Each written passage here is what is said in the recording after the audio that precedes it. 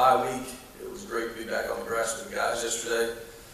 We were out recruiting as a staff last Thursday, Friday, Saturday. We had a coordinators only practice on Thursday, and let the guys get some time. Let the guys get some recovery and focus on their academics, and kind of have a good few days, and it led to a great recording practice. In progress. And again, we're coming back. We're focused on UTSA. We understand the mission. We understand going 1-0, and that is really the singleness of focus we have right now, is trying to find a way to beat UTSA, a team that we haven't beat since 2014. And we are putting everything we have into this week to give us our best chance. We know how well coached they are. I have all the respect in the world for Jeff Traylor. We know how talented they are. They got great players. So do we. And that's what we have to remember, is we have to remember that, you know, we have a lot of confidence in our guys' ability. We've got to have a great week of prep. We've got to go out there and perform on Saturday. Just a couple things that Chuck just mentioned is Letter Winners Weekend. We're excited to have all them back. And in addition to that, we'll be wearing our H-Town blues this weekend. So our guys got fired up about that. I think you all liked them last year. So we're going to look good coming out in pregame. With that, I'll open up for any questions. Coach, there's nobody on the roster that is quarterback position. So you know better. Should know better. There's nobody on the roster in the quarterback position for UTSA by the name of Frank. Thank God. Thank God. So what do you think about their quarterback positions and where they stand? Counts played good. You know, he's done some good things. He's had moments where he looked really, really comfortable in that offense. There's still UTSA's offense, right? You still got great runners back there. You still got an offensive line that's going to try to lean on you and impose their will. So those are keys for us. Like, we've got to be able to stop the run. That's no secret when you play UTSA. But again, them not having Superman back there is going to be nice. And again, it's not a knock at all down. It's just what Frank was able to do to us through the years. It's some plays that, you know, there's very few times that I talk to Jeff Traylor where we don't talk about the second, third down of the game when it's like sleeting out here and they call a sprint out. We have him bottled up and he cuts back across the grain and goes 55 yards for a touchdown and outruns everybody. And it's like, Jeff always jokes to me that was great coaching. And I tell him, absolutely, man. Yeah, great coaching. So, but yeah, look, they're a little different with them. It doesn't mean they're not a great football team. And look, I know they're not where they thought they'd be at this point in the year either. And I understand that. They're a talented football team, well coached. They thought they'd have a different record, but they don't. And so both of us are going into this game. We both are going to work our butts off to try to earn that victory on Saturday.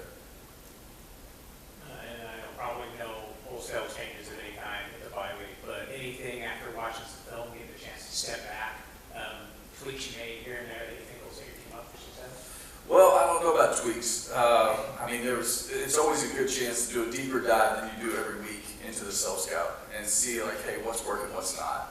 And, you know, I think that was very good.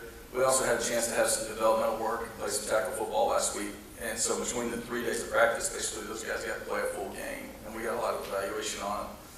And, you know, there's some guys that have caught our eye, like Coleman Bennett. It was hard to be at practice and not notice him last week making play after play. And so we've got to get him more involved. And, you know, it's coming at a great time for him to get more involved. So I'm excited about that.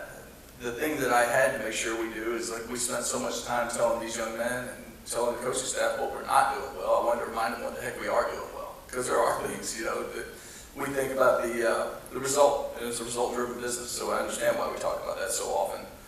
But I think we're top 10 in America, haven't given up only 3 sacks in 5 games. We're 3rd in America in most sacks. We have 18. That may have changed after the games this weekend, but last week we were 3rd in America.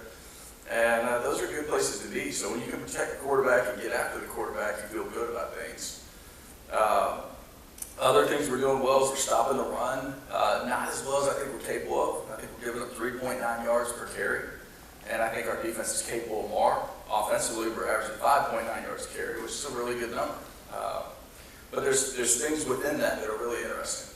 You know, on defense, because we're doing a pretty good job stopping the run, we're making teams struggle to have 3rd down avoidance. We're getting them to 3rd down, but we're not getting off the field on 3rd down as often as we had in the past. And that's something we've got to get better at.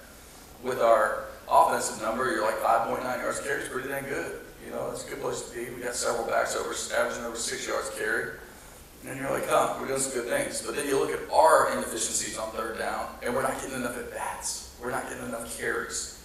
And so, like, trying to put those pieces together, knowing the information we have, putting the emphasis on third down for our defensive staff when we earn the right to have somebody on third and long.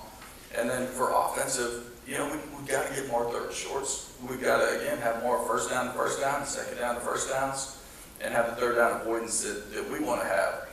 But within that, it's just good to have the knowledge that we are still doing some things well. And there's certainly things around there that we've got to clean up. We've got to be better on third down offensively as well. We've got to be better in the red zone. It's the worst we've ever been in the red zone. And we certainly feel like we have the tools to be able to clean that up. And then special teams wise, there's a couple things. I think we're top 20 in American kickoff returns, and I think we can be even better there. And, you know, just doing some better things, but there's still a lot of meat on the bone, and we're going to keep working to see how much better we can get. And on those things that you were doing well, you mentioned the sacks and preventing sacks. You've done both with banged up lines on both sides. What does it say to you that you don't have your starting 4 or 5 on both sides and you're still churning? It's a testament to those guys. It's a testament to Coach Calhoun and Coach Davis. When you talk about it on the defensive side of the ball, it's guys like Mike Larby who have stepped in the starting role and not missed a beat. You know, like think about how many times you've seen that crazy sack dance this year, you know, and that's a good example of him popping in there and just being next man up, but also like showing us like, hey, I'm very capable of being a starter at this level. So I think that's been good to see. I think Coach Smith's doing a great job designing those pressure packages and putting people in position to win and sometimes get guys untouched to the quarterback, which is amazing. From an offensive standpoint, you know, we always talk about how it's a constructive process and it takes the village. I think everybody thinks just about the offensive line when you talk about sack numbers. And the reality is it's so many pieces. But it certainly doesn't get any easier for the offensive line when you have those shufflings going on. I don't think Chad had taken a rep at Rice at left tackle before the Army game, before the second quarter of the Army game. And so that's pretty crazy to go in there and play the toughest spot on the offensive line and really just have no issue. Like he's been so efficient and so good for us. So the offensive line is a key. The tight ends and backs that protect are keys. The receivers being where they're supposed to be, when they're supposed to be there is a key. And the quarterback not holding the ball is a key. And so it really has taken a whole offensive approach to get that number so low. But you're right, like, yeah, it's a testament to everybody for making this thing work, to have those pressure numbers down on offense and to really be maximizing on defense.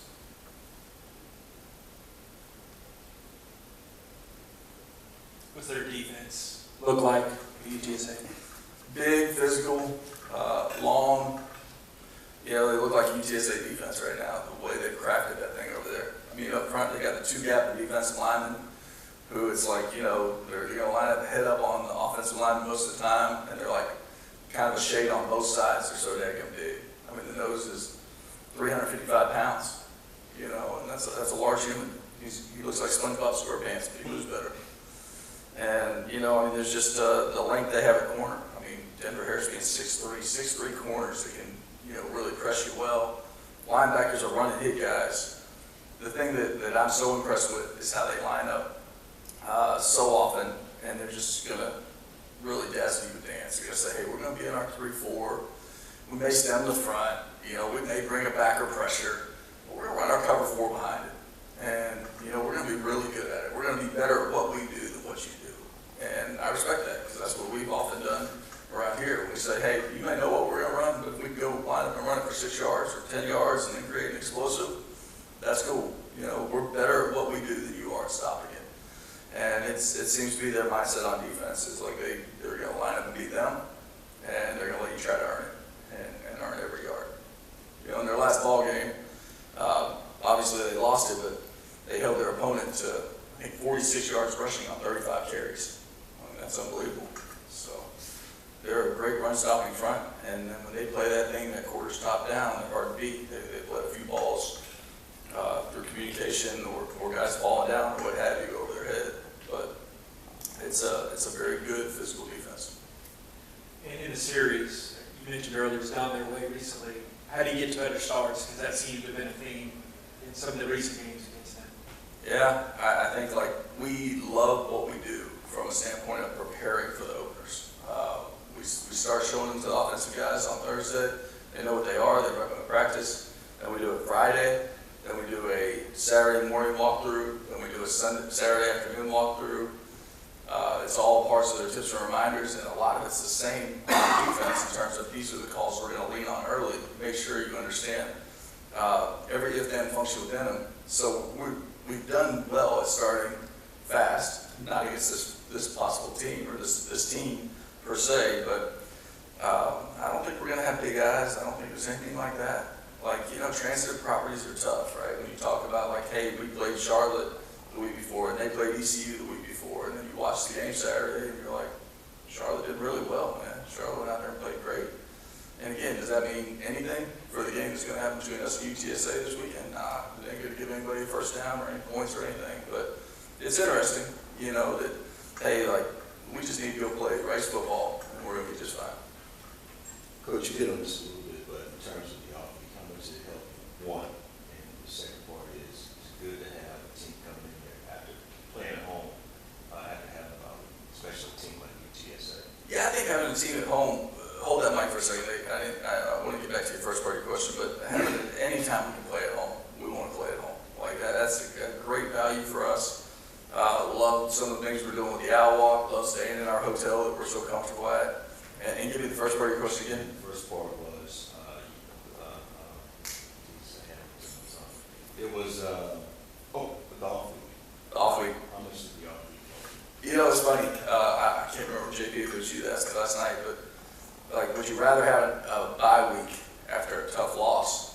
And the answer is no. Well, if I have my choice, I'd play the next dang day, right? Like, you want to get that taste out of your mouth, you want to get going. But the bye week probably came at a good time for us in totality, although it's hard to, it's not fun going out recruiting after a loss. You know, it's not fun to go through a bye week with the mood the way it is. You want to get that taste out of your mouth. So, but from an injury standpoint, from a refreshment standpoint, I still think having a bye after the 5th game and after the 10th game is pretty good, pretty ideal. And then I did want to ask you about EJ. I'm sure he lived here during the bye week. How have you kind of seen him progress over 5 weeks, and what kind of stood out, how he's treated this time frame? Yeah, I think number one, I think he was here aside from going to see a few movies with you guys, which Chad might be able to tell you what he saw or some of that stuff. I don't know if Chad was there or not, but he was in the building a lot. He's been resting a lot. Like, we've been trying to make sure we got him back and we get the best version of him. And so didn't throw him a whole lot last week. Just want to make sure that we're able to come out, and just like so many of these guys, we talk about their legs being ready to explode. We want that right arm of his to be ready to explode and be able to whip the ball where we need to. I think his growth is just continuing to get more comfortable in the system. The thing I still want from him is more input. Like, what do you like? What do you not like? I ask him every week, hey, what's your favorite things? Like, what do you like in third down? Is there anything on the call sheet you don't like? And I think, like, it's easy for us as coaches to see how the X's and O's draw up. But again, it's ultimately what matters is what that kid knows and what he's comfortable and loves. Because it's amazing when you take ownership of it, how vested you are and how you just seem to make those things work when they're your idea. So we're still reaching for more of that, but again, had a great practice yesterday. All right, we're going to take a few questions from those online. If you can raise your hand and we'll call on you.